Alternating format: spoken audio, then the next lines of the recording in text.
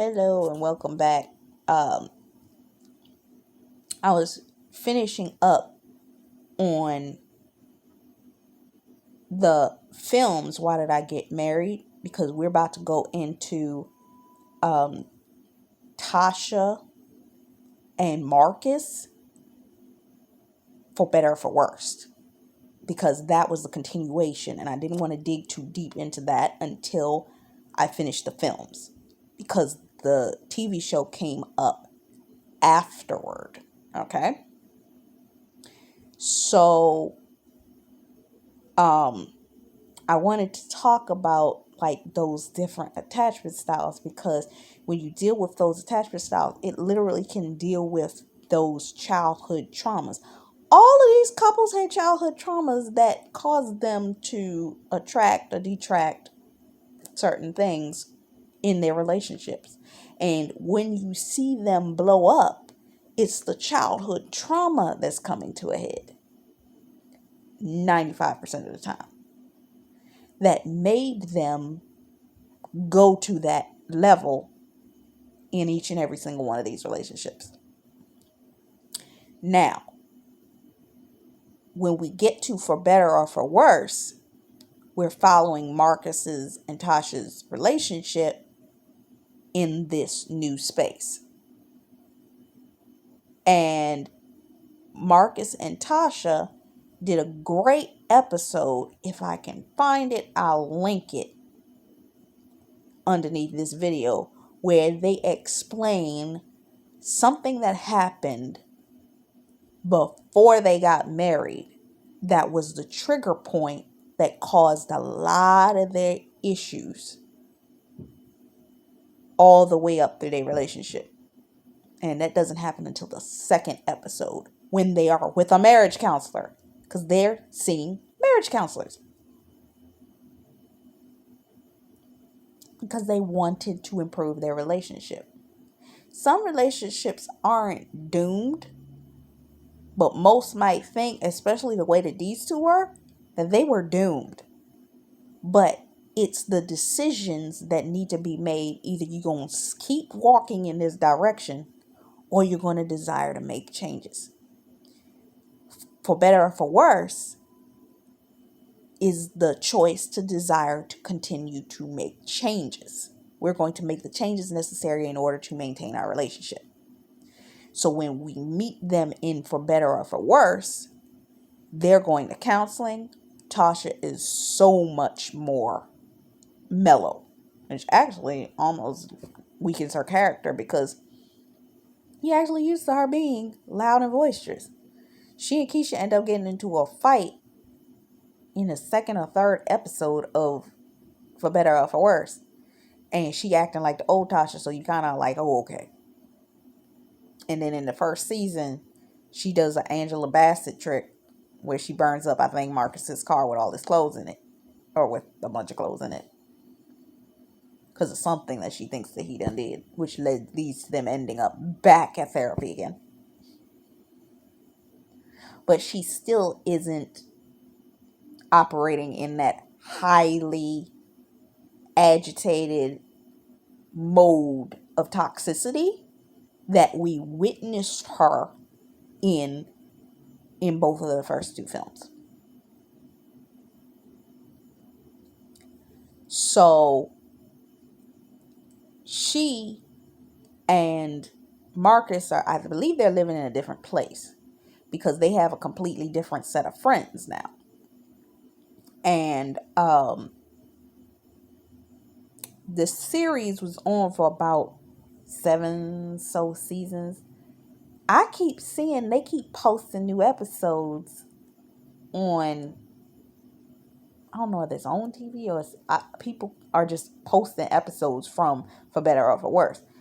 And I know I used to watch it, but it had a conflicting time frame because I think when it premiered, either the first or second season premiered, I would watch it, but it came on at the same time on Wednesday night as SVU. And then Kamora Lee Simmons started to do her TV show when Kamora Lee had her secondary TV show called, I think it was Fab or something like that. So that's when I kind of fell off of For Better For Worse. So I stopped watching it, but it wasn't quite as much drama. But in order for there not to be drama between Tasha and Marcus, there had to be drama somewhere else. Who became the new drama? The person that played Keisha. Keisha was the drama. So they were at peace, and Keisha was coming in bringing the drama, trying to come in and manipulate and do what she wanted to do. And Keisha ended up getting involved with Marcus's co-anchor, and they was involved, and that's what kept Keisha around throughout the majority of the show. Now, there was another scenario that occurred where it was some guy, I don't know who it was, that showed up. Because if you Google For Better or For Worse, it's one of the episodes that come up when you look up For Better or For Worse, where you see Tasha hugged up in the kitchen with somebody that ain't Marcus, but Marcus is coming in the kitchen with her girlfriends, and he looked like he's about to go linebacker. I'm gonna beat the hell out of this guy. So, I don't know when that happened and what season that was because I kind of fell off the show. But from my understanding, the majority of the show, they were at peace with one another. And they were just trying to parent their kids and trying to maintain their careers. She got another shop in another location because you can tell that the shop that she got is way smaller than the one we saw in the film. So, she also went through a breast cancer scare as well during the midst of the program. So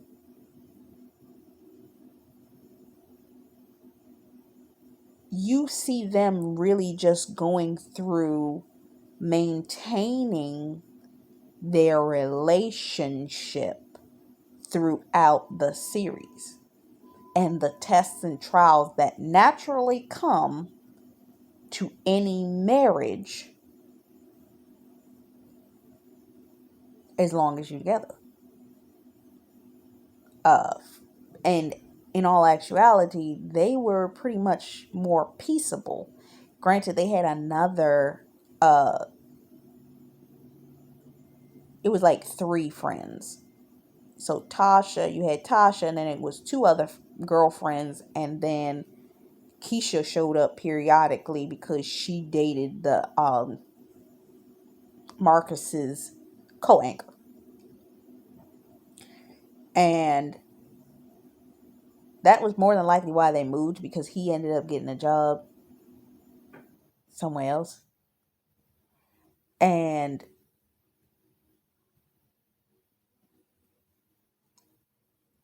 excuse me. So you see the evolution of their relationship in the TV series, that they have now dealt with the majority of their toxicity and are trying to operate correctly with one another. And you see them frequently doing the things that a couple is supposed to do. They're talking, they're communicating their problems. She is no longer drinking, and you can tell because she's way calmer all the time. She is not freaking out or flipping out, and every once in a while they try to kind of throw in her having a blow up, which I don't know who writes her character, but whoever is doing it, she's not playing it the same way she played it in the film. And it's coming off different, even when she does buck up and start acting full. So, um,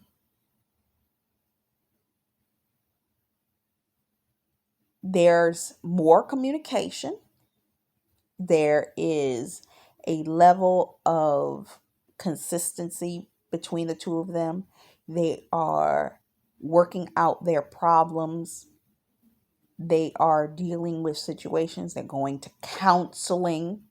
They are dealing with their traumas that they were not dealing with in the films in order to give them the skills necessary in order to maintain their relationship in a positive manner. And let's just take that moment to recognize maybe a reason that they could not get the assistance that they needed from Patricia, because one, Patricia wasn't dealing with herself. Two, Patricia's too close. Because they were trying to get advice from her, but she, you know how, I heard a coach of mine say this. She said sometimes you cannot take advice from somebody you're too close to. And she says that about the people in which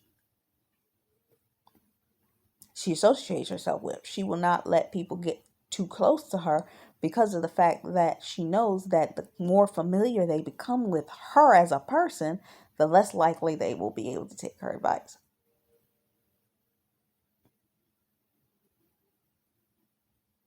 And this is probably why their relationship was so toxic when they tried to sit up there and take Patricia's advice.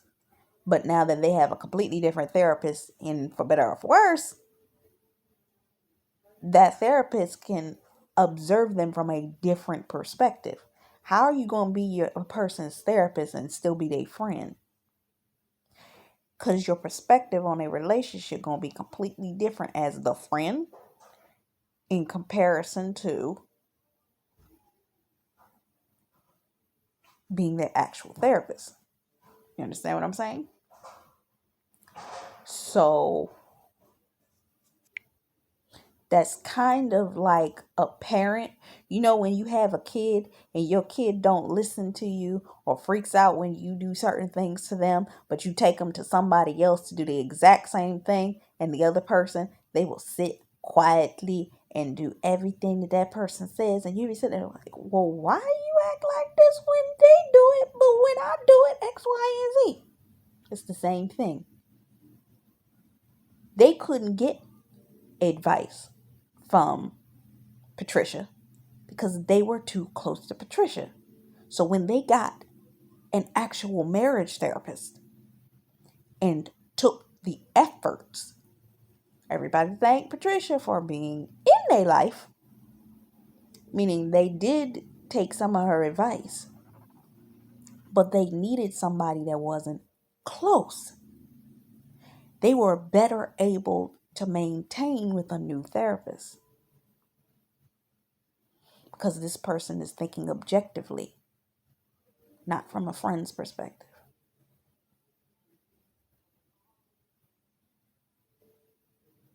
And they could take the advice from that therapist completely different. Your friends are not your therapist. Your family is not your therapist. Now, if you got somebody that has wisdom, that's good. But if they're speaking from their own perspective, meaning I'm looking at you and I can only speak to you from my perspective of seeing what I see, ain't never been through what you've been through,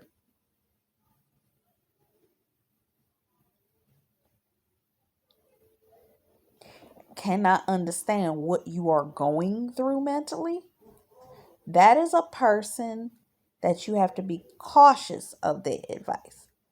Now, a person can observe and empathize. I can observe and empathize with a lot of situations, but it's a different element when a person has emotionally gone through exactly what that person went through. A person can empathize when they've lost a parent, or A person that hasn't lost a parent can empathize with a person that has lost a parent. But until they have that loss, they are not going to feel it. You ever hear an entertainer say, I can sing the song, but until I felt the song? I've watched tons of television shows on musicians, and when they trying to teach them how to sing the song, it's like, I need you to feel it.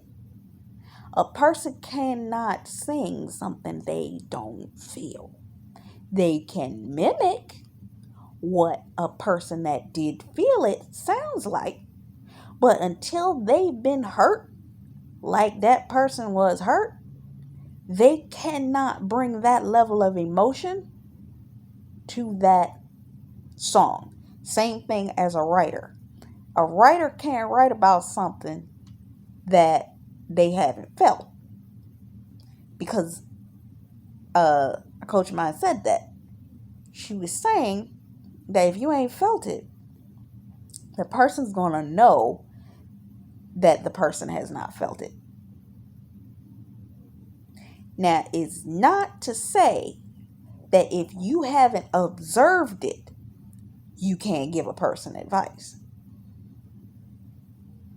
There are people that have observed a person be in a violent relationship, and the empathy that they have for that person, they will turn around and be able to give advice to somebody from visually experiencing and being close to and emotionally attached to one of the people in relation to that experience, to somebody that is going through that. But could the person that went through that give better advice to the person that is going through that? Yes.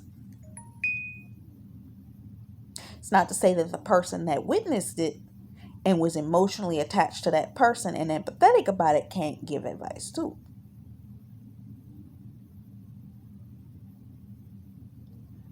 So they began to heal. Tasha began to let go of her toxicity. They began to deal with their relationship. They started to deal with and learn the love that they needed for one another and how to deal with it. Didn't mean they didn't have hiccups, but that's life. You're going to have moments. You're going to have situations that are going to come up. You hear people say it a lot. Life happens.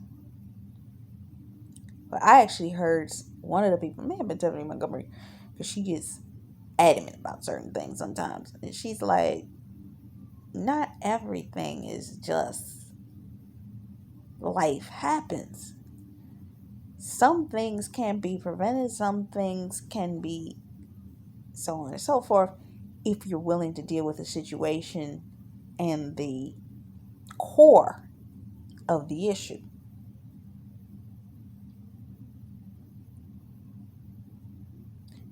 Some of this stuff can be fixed on psychology. 9 times out of 10, most people aren't going to open a psychology book and deal with their issues by looking at the psychology of the situation. I've taken psychology, so I've dealt with, I understand psychology to a degree that most people do not.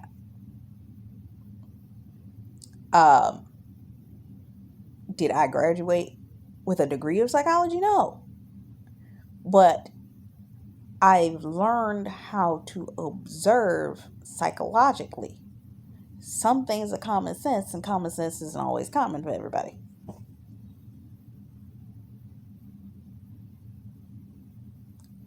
So, as we've observed the Tasha and Marcus relationship, we see where their issues have lied. But we also see that they did get better over time. I may or may not go back and watch the rest of For Better or For Worse. I don't know whether it's still on or not. It probably isn't. And 9 times out of 10, when you see shows like that, they record a batch set of episodes. So you may be watching, when it airs, episodes they shot years prior.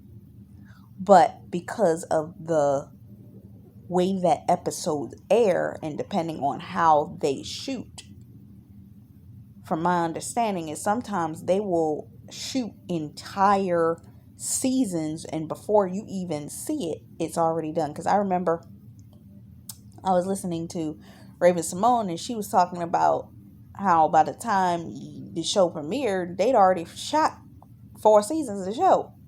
So you're seeing stuff that by the time they got to their 4th season of the show, they been stopped shooting their show. So it doesn't mean that what you see is what's happening in time. So yeah, but as you can see with Marcus and Tasha's relationship, you saw that it got better. But most people will give up on a relationship. Their relationship did not start correctly. Sometimes when you have a relationship, most people will say, wash your hands of it. Especially when they were really in the toxic mode of the first film and entrance of the second film. You might have said, yeah, these two need to wash their hands of one another. Especially that first film. But the fact that they were willing to work on it made the difference, because there was some element of Tasha that wasn't always toxic like that, and you see her calm down, and the show made it so much better by letting you know, oh no, she's not like this, she's only like this when she's under the influence of alcohol. So the issue was the spirit of pharmakia. And I guarantee you that most people that you're seeing that have a really aggressive format like that, they don't know how to handle their emotions without some type of an alternate substance. It's either going to make their emotions better or worse. No pun intended. So they needed to deal with the core of the issue, which was alcohol. Once alcohol was removed from the situation, which we saw happen from between the movie and the show, Tasha was a completely different person because she no longer was drinking anymore. She was sober, most cases. Doesn't mean she didn't have her moments. Now, does that mean that their relationship needed to be thrown away? 9 times out of 10, she was acting like she acts without the alcohol in place when Marcus first met her. I don't believe that the alcohol became a problem until after he lost his job. And she used the alcohol to suppress herself from expressing how much she resented him for what was going on. But once they started to remove the alcohol and deal with the issues, she changed. She was no longer who you saw in those films. And you could literally see the differentiation in her. And I don't know if, no pun intended, that made her better or worse.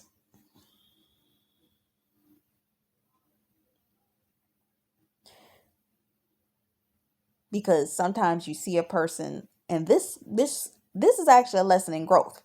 When you grow and you change, if people cannot appreciate who you are when you've turned over a new leaf and you change and you make the effort to what's the word I'm looking for? When you make that effort to maintain the new version of yourself, this is when friends fall off. This is when you see differentiations and changes. This is when you start to remove, because Naturally, when you change, your friend circles change. And notice, it wasn't the same people that were around them in the show, for better or for worse. It was a completely different set of people. So when they changed, their friend circle changed. And they became the more peaceable relationship amongst their friends. Because there was a loud and rowdy friend, and then there was a more quiet and docile friend, and then you had Keisha that replaced her in being the loud and rowdy one. This is why when her loud and rowdy friend got in contact with Keisha, they were always verbally making snipes at each other.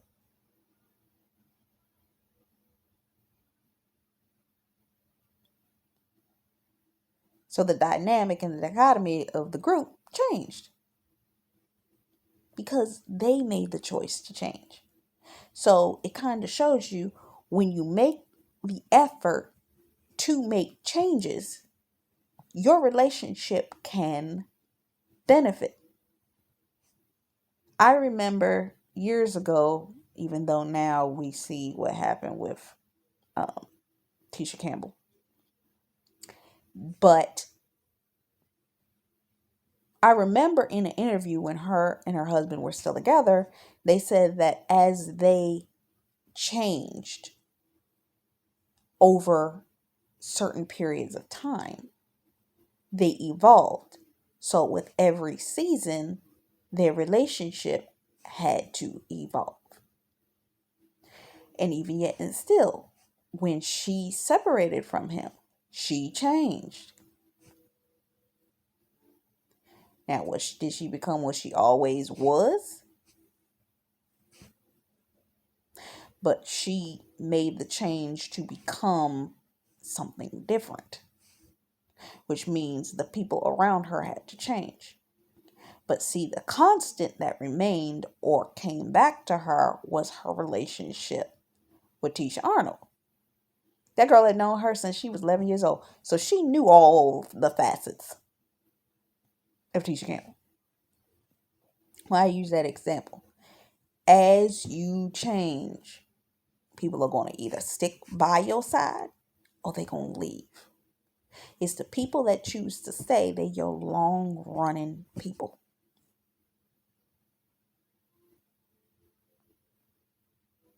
If you change into a positive manner and people don't want to be around you because of your positivity or your positive side when you was the loud and rowdy one and they knew that they could come to you because you were the loud and rowdy one, then something got changed.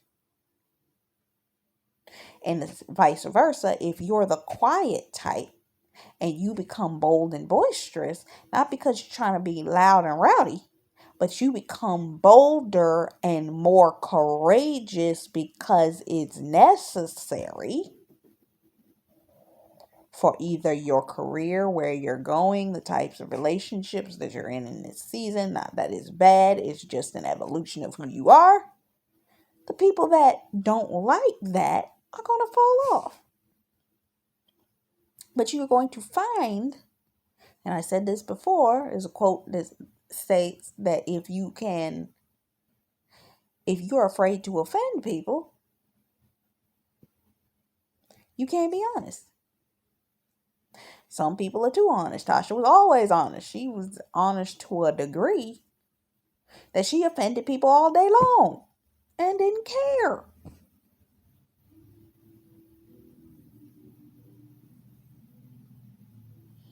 Narcissists will offend people all day long and they bet you if you tried to test them on that.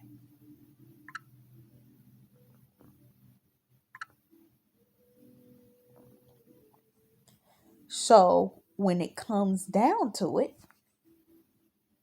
if you make the choice to change, that meaning you're the positive person and you're the calm person, but you decide to be more bold, and people are going to observe you as being prideful and arrogant.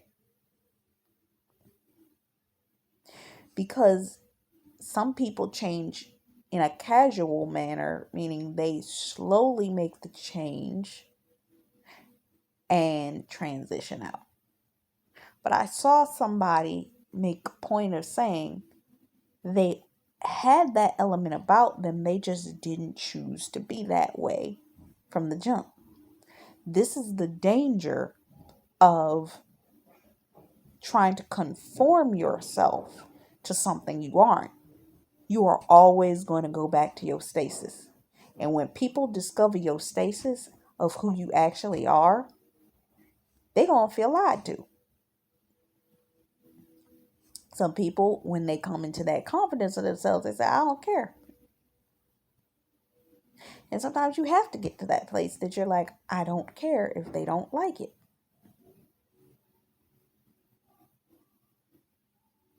And sometimes you just got to find a happy medium. As Christians, we have to find our happy medium. We can't be toxic or rowdy and boisterous and all that kind of stuff, but we also have to still maintain who we are. We can't not let people walk all over us, but we have to be able to be peaceable and still deal with people that aren't going to like us. Because as children of God, we will be persecuted. It's part of who we are as children of God. If a world is a world in existence of a whole lot of people that operate in sin, how can you not operate in sin and expect the people that are in sin to want to be around you? Light overshadows darkness. So anybody operating in darkness is going to either be repelled by you or they are going to resent your light. Meaning they're not going to come near you at all, or they're going to resent your light and make it known by trying to say, I'm going to squelch out your light. You understand what I'm saying?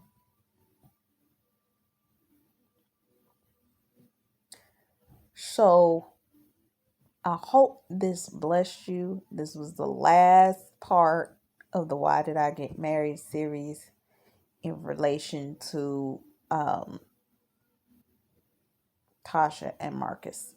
So I hope this blessed you. Until next time.